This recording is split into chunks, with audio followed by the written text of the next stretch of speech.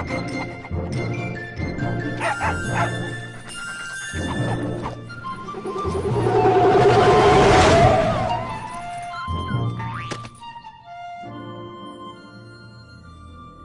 American dream. There's a reason they call it a dream.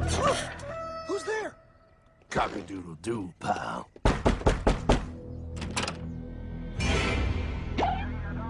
No, no, no, no, no! I don't have any more money! My job sucks right now, please! I'll have more money next month! You can't take my house! Is that your signature? Oh, okay, well, just help me work something out, okay? I mean, you said I'm a good credit guy, right? I mean, hey, wait! My dad is in there! No, don't take my dream! Oh, how did this happen?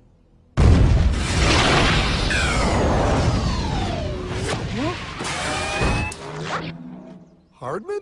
Is that you? It's been a long time since the 4th grade.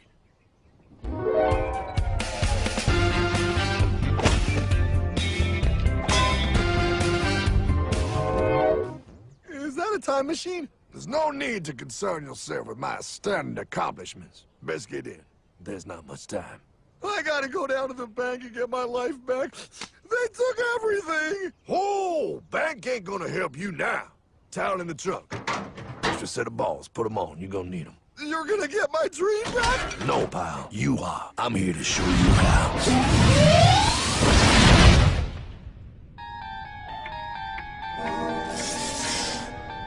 Submitted for your approval. 1. First National Bank.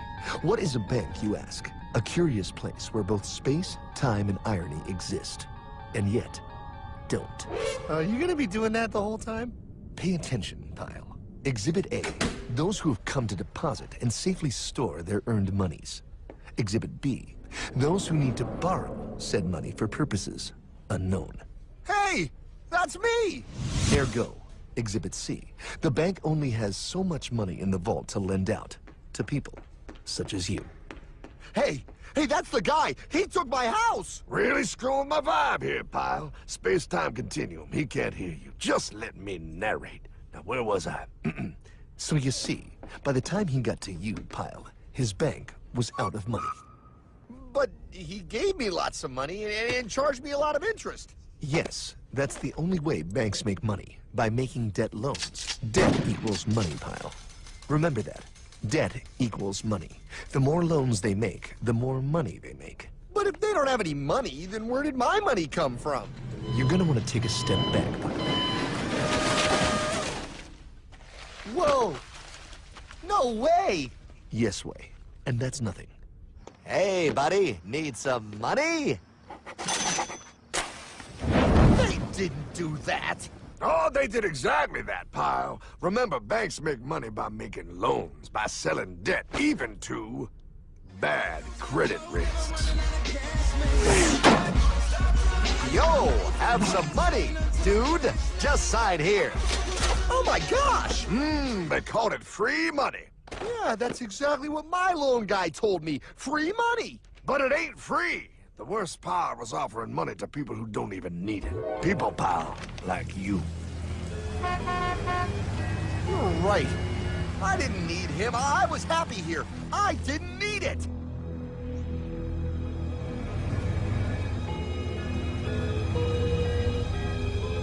Why's he sad? He's making all that money. Shh. He's thinking.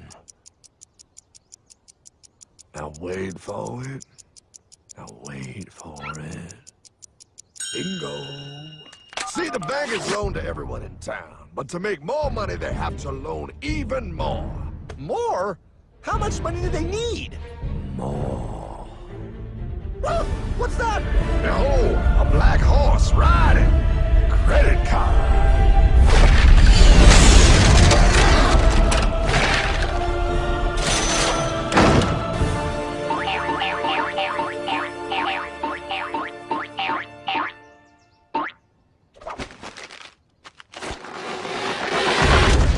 Wow, look. I mean, it's gonna be okay. Everything's gonna be okay. What now? Now, Well, Pa, with all this money, we might as well party.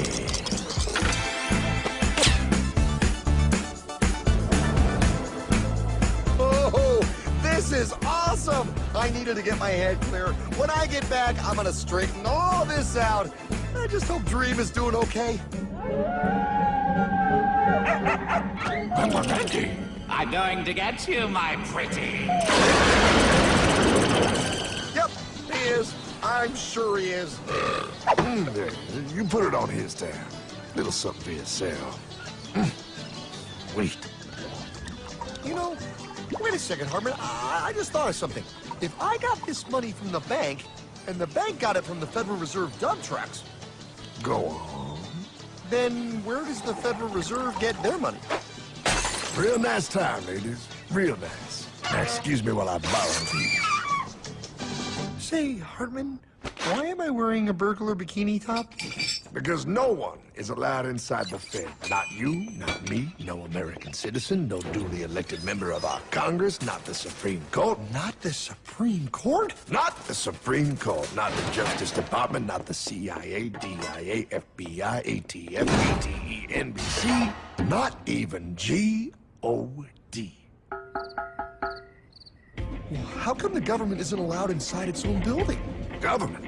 Pa, the Fed is a private bank owned by private stockholders. Do not let the name Federal fool you. This place is about as federal as Federal Express. A private bank? But private? Shh. Best to keep your voice down, pal. This is Ethan, Federal Reserve. Hey, Eth, Bill here, First National. Hi there, Bill. How are you? Good, good. We're running a little low on money. No problem. How much you need? Oh, how does 20 million sound? What? Excellent. We'll ship it over first thing tomorrow. Wait, he can just call up the Fed and ask for more money and they give him whatever they want? No, pal. The Fed don't give the banks money. The Fed loans the banks money. The banks have to pay it back with interest. Now, come on. Time to go. Wait. I still don't understand. Where does the Fed get their money? I mean, if they're a private bank. You said they're a private bank, right? Okay, so who puts money into the Fed bank? This is Mel, United States Mint. Hi, ML. First National needs another 20 millis. We're already running the presses full steam here, Ethan. Gotta keep making loans. Gotta keep the money flowing. All right, you're the Fed. Whatever you guys say. 20 million more by morning. But I don't get it. What's so wrong about the Fed printing money? Because it's unconstitutional, pal. Our Treasury is supposed to create our money, but now the Fed controls the printing of America's money. Nobody gets a friggin' dollar that the Fed didn't print. So? They print the money, then they loan it to the government, then they charge the government interest, then the government taxes you to pay for it. Wake up, pal! God, I don't see what the big deal is. You know, you're right, pal. Wait a minute. Wait, I am? Yeah. I forget how effective they are at keeping you ignorant. Well, that's okay. Hey, I'm not ignorant. Do you even know what money is, pal?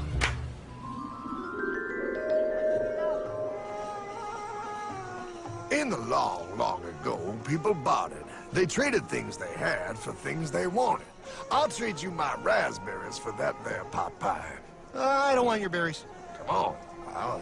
Sweet berries. They're not sweet. They're old, and I don't like berries. Give me that pot pie! No. As you can see, this bartering situation created some problems.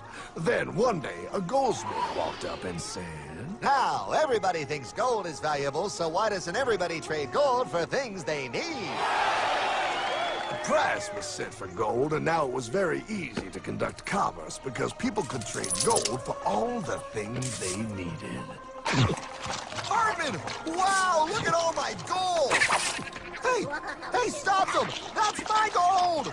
Damn thieves! Say there, Pile. I've got a vault and some guards. I can keep your gold safe for you for a small fee. Yeah, sure, that'd be awesome. You see, pal, this is how the first bank made money. There you go, Pile. I owe you 100 gold coins. Okay, great. Come back anytime and redeem your gold when you want it. It'll be right here in my vault. Now you're holding the very first paper money, pal. Wow, this is great. It all makes sense. Oh, that's right. It was good, and everybody started using IOUs because everybody knew the IOU was as good as gold. Wow, this candy is really a good price. 1 IOU. I'm getting some more for later. Hey, wait a minute. It was just 1 IOU. 10 IOUs for chocolate? You can't just raise prices like that. Oh, the Candyman can. Oh, the Candyman can. Wait, that is just frickin' wrong. It's called inflation, pal. It makes your IOUs worth less and less until they are worth nothing. Less bang for the buck. Dollar ain't what it used to be. But I worked hard and I baked all those pot pies. Now I have to work harder to make less? That's not fair. Oh, if you think that's not fair, you're gonna love the next part. What's he doing? How do banks make money, pal? By making more loans? Oh, that's right. He's good. See, he prints more IOUs without any more gold, loans them out for interest, makes a pretty penny, and nobody is the wiser. Unless everybody wanted their gold back at the same time. No. That's my gold. Not anymore. What are you talking about? I'd like to redeem my IOUs, please. Thank you very much. Hey! I want my gold back now! Thief! Thief! Gotta love the bank run, bringing people together. See, they all found out he was stealing, made a run on the bank, and demanded their gold. But as you can see, there ain't no gold to get. Hardman! Don't worry, pal. Back in these times, vengeance will be yours. 3 things in this world you don't do. Never mess with another man's woman. Never mess with another man's ego. And most importantly, you never mess with another man's money. Else, the man will mess with you. My God! You hung him? Yes, pal. Oh, we hung him. We hung him high. And do you know why? Well, because he was a thief? Because, pal, an evil invention was born. Man discovered how to turn worthless paper into gold. Thus was invented the ultimate machine to steal real money and enslave all the nations on Earth. It's alive! Oh, now come on. You're just being dramatic. I mean, I lost my house, but... What is that? Explain. A nuclear power plant? Mm-hmm. Produces lots of electricity and little pollution. An invention for the good of humanity. Okay, but what's this have to do with... 3, 2... Holy! Atomic energy. A discovery more powerful than anything man had yet conceived.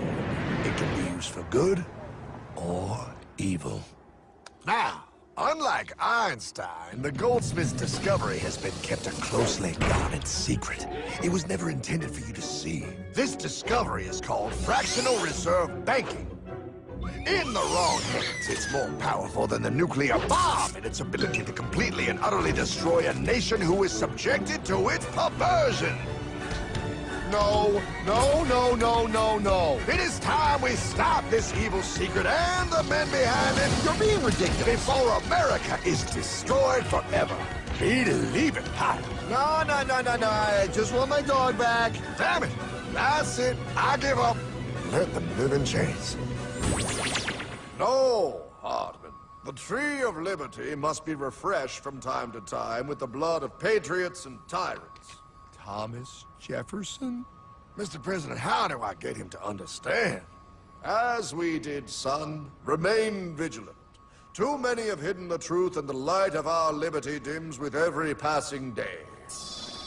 Quickly, take my horse. Show him. Wait, show me what? Where are we going?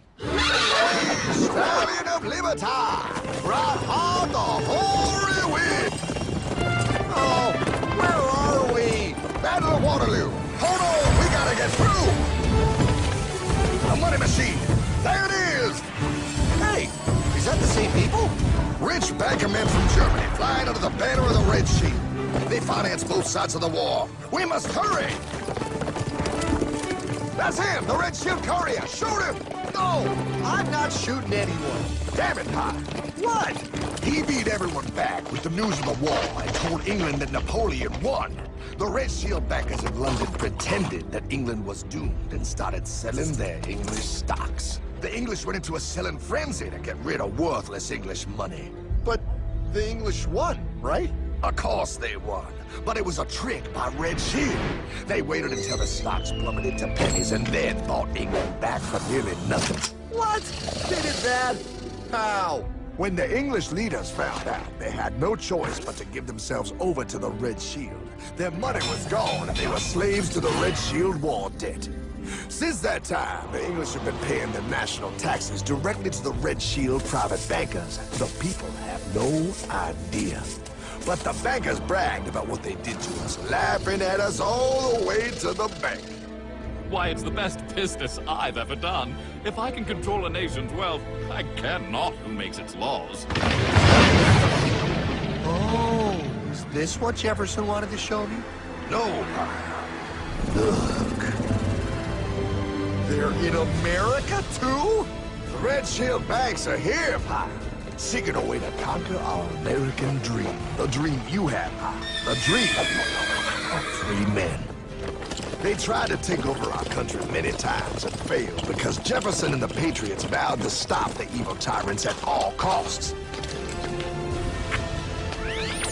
By authority of eternal God, he would not let the bankers win here. To preserve our independence, we must not let our rulers load us with perpetual debt. We must make our choice between economy and liberty or profusion and servitude. Wow. I place economy among the first and most important of Republican virtues, and public debt is the greatest of the dangers to be feared. It is incumbent on every generation to pay its own debts as it goes. We must have a central bank to secure this country's finances. If the American people ever allow private banks to control the issue of their money, first by inflation and then by deflation, the banks and corporations that will grow up around them will deprive the people of their property until their children will wake up homeless on the very continent their fathers conquered. Jefferson, you're mad. This country will have a central bank. Who's that? America's first Secretary of Treasury. Alexander Hamilton? Not for long. Aaron Burr, Thomas Jefferson's vice president. They didn't take too kindly to our first Sec Treasury. Sweet shot, Burr. The first attempt at a central bank only lasted 20 years and we shut it down. But the bankers tried again against Old Hickory President Andrew Jackson. You are a den of vipers and thieves. I intend to rout you out, and by the eternal God, I will rout you out. After surviving an assassination attempt, Jackson finally defeated the bank in 1836. When asked what was the greatest accomplishment in his life, Old Hickory replied, I killed the bank. and those were his last words. I killed the bank. And with real money backed with real gold, our country experienced the greatest boom in any nation's history. Oh, it was beautiful, pal. But the bankers, greedy for more power and wealth, were concocting their most ambitious plan yet to once and for all take control of the finances of the United States. In 1910, a secret meeting was held at the J.P. Morgan estate on Jekyll Island off the coast of Georgia. This meeting was so secretive, so concealed from government and public knowledge that the 10 attendees used code names. I am clearly the richest man, so I should be the one to run the super-secret central bank. I own all the oil in America. I'm clearly richer than you will ever be, hula girl. I should run the super-secret central bank. You're nothing compared to me, lube job. I shall run the secret bank. Silence! Supreme Master Leader, I didn't know you were gonna be here. I'm not. Neither are you, dumbass. Oh, yeah, right. He's so smart. None of you shall run the bank. We have failed in the past because of openness. This time, the key to success is secrecy. The people must believe that they run the bank. Yes, brilliant! Brilliant! A sneak attack. What's the plan? We first create panic, then we show them the solution. With our man in office and well-planned timing, we will have our central bank. And so the people think it is theirs. We shall christen it Federal. The Federal Reserve.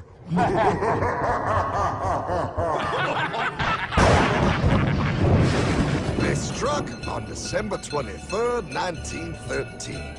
When most of our Congress were at home eating fruitcake, these bastards, I mean bankers, presented their treasonous act to their newly elected accomplice, Woodrow Wilson, who had fortuitously already agreed to sign it before he was even elected.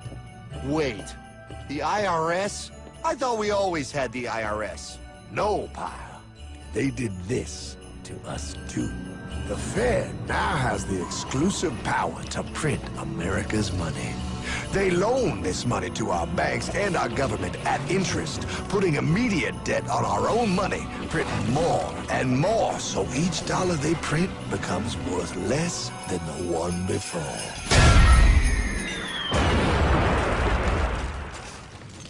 Merry Christmas. What in the hell is that?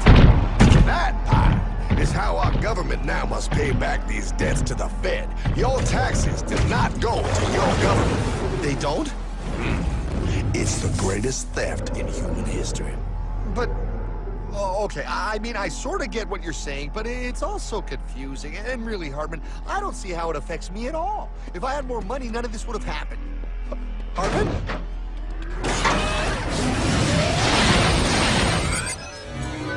1955? Wow, what are we doing here? Oh, a little bit of shopping. Here, hold this.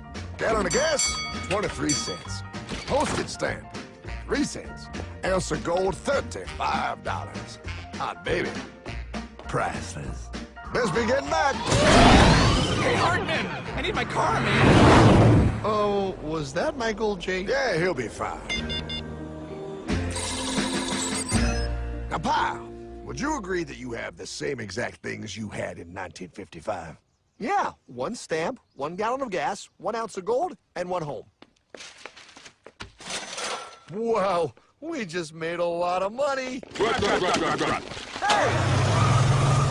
Gotta pay your taxes. Bet it's nice to have made all that money. Wait, that isn't fair. Now I actually have less money. I can't even go buy the things I just sold. The IRS and the Fed's inflation work together, pal. They aren't just taxing gain, they are taxing their inflation. You are no richer than you were in 1955. Now, does that sound fair or American to you? Yeah, but I mean, who doesn't hate taxes? I hate the IRS anyway. Pal, the higher they make the inflation, the more your money they take. It's thievery. You're not paying taxes on any more. You are paying taxes on the same. And now, you have less. They take our property away right in front of our eyes, just like Thomas Jefferson said they would. What's that? Oh, they found us! Quick, a sword! What sword? We don't need your banking machine! I'll condemn you to die, damn it! Die! Pile! The lanky bogey on my 9! Take him at his knees!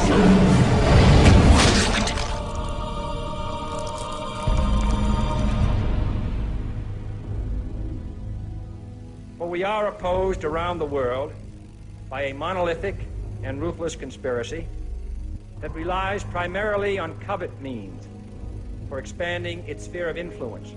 What's happening? Where am I? I believe perhaps you understand now, pal, but you are afraid. JFK. Hartman, what does this have to do with my house and my dog? Oh, okay, that's enough. I want to go home now. This is the last president to stand up to the Fed. You must see. On June 4, 1963, President Kennedy signed Executive Order 11110. This executive order empowered the U.S. Treasury to issue real money without the Fed. It would have worked.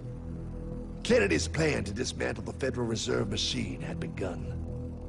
6 months later, John F. Kennedy went to Dallas and never returned. No way. No way they could do that. The new president, Lyndon Johnson, threw out Kennedy's order. Since JFK, no president has dared confront the secret powers behind the Federal Reserve. They consolidate bigger and bigger banks, print more and more money, accountable to no one, decimating our nation's wealth for the benefit of a few. Why? Why do this? If they hurt us, it hurts the global bankers too. No, pal. They are protected. They are too big to fail. But I'm not. Those sons of bitches! Sons of bitches all.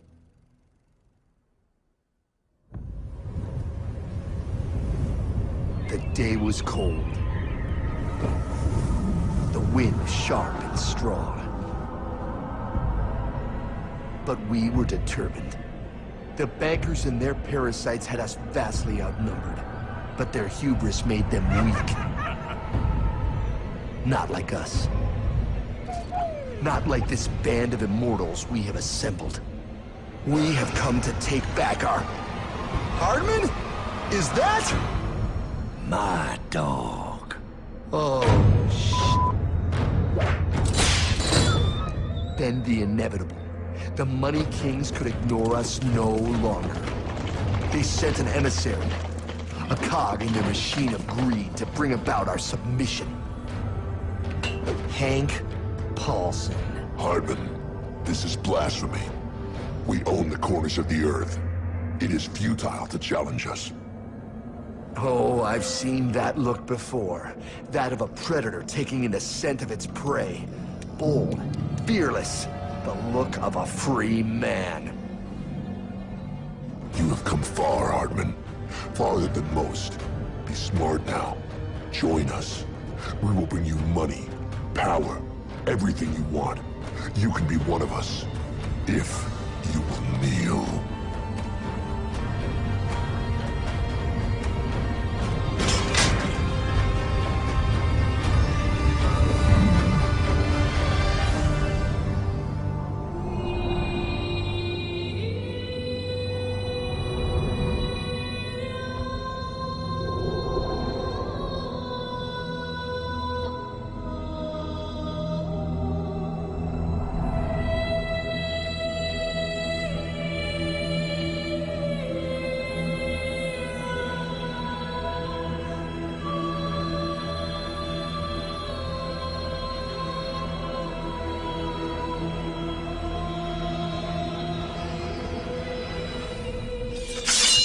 Madman.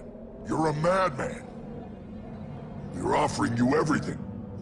What do you think this is?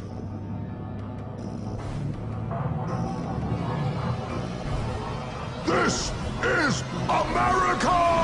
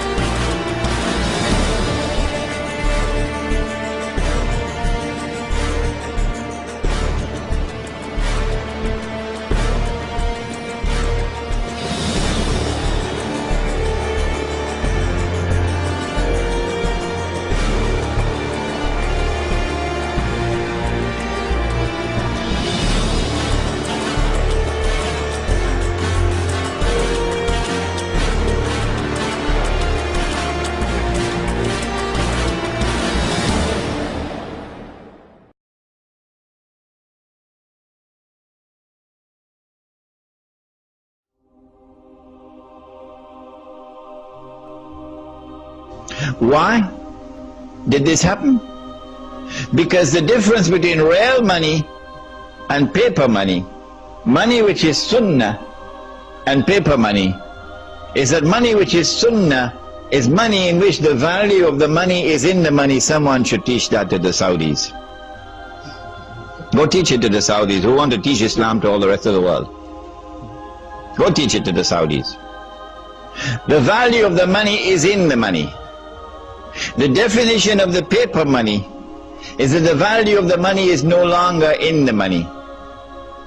And so the value can be changed.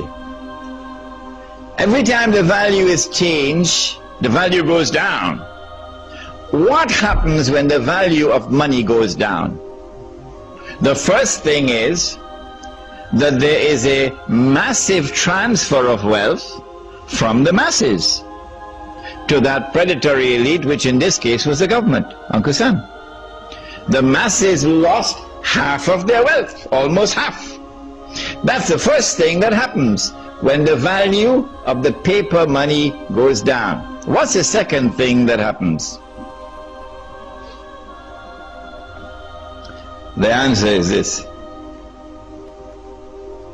I worked for the whole month.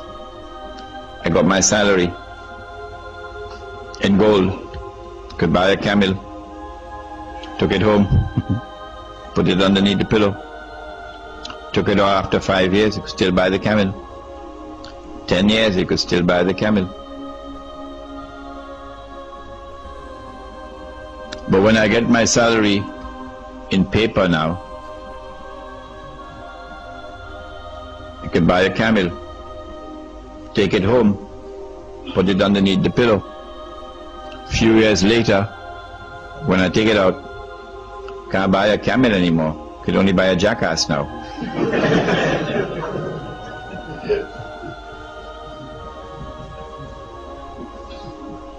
So now I'm beginning to feel like a jackass because someone has ripped me off. Where did my money go? If you could answer that question, where did your money go? Who took your money? And how did they take your money? You would understand the game that they're playing. We used to have men like that. In North America, we had one Islamic scholar who was like that, and then they killed him. A man named Malcolm X. He didn't have a PhD from Al-Azhar, but he could see better than any sheikh. Who took my money? And how did they take him? Did they take it? A few years later, I take the money out of my pillow. Can't buy a jackass anymore. Can only buy a goat. A few years later, can't buy a goat anymore. Can only buy murgi. Dajaja. Chicken. I mean, you got to eat a lot of halwa not to be able to see that this is haram. The rip-off has taken place. The thieves have looted everything. Our people are now in miserable poverty, destitution, imprisoned in that poverty. كَادَ الْفَقْرُ أَنْ يَكُونَ كُفْرًا, said the Prophet ﷺ, that this poverty and destitution can lead a people to kufr, and that is what is happening in many parts of the world. How is it taking place? They started with gold, paper being redeemable in gold. And then came 1933, when we should have woken up to see the game, but we didn't wake up. So in 1944, at the end of the Second World War, they now consolidated the system in the creation of an international monetary system now. Consolidated. The new international monetary system emerges out of the Bretton Woods Agreement in upstate New York. Every Darul Uloom should make it obligatory for the student to study the Bretton Woods Accord. You must study the Bretton Woods Accord to understand monetary economics today. so you can understand the subject of riba. Is it taught in the Darul Room? No, it's not. At Bretton Woods, what did they do?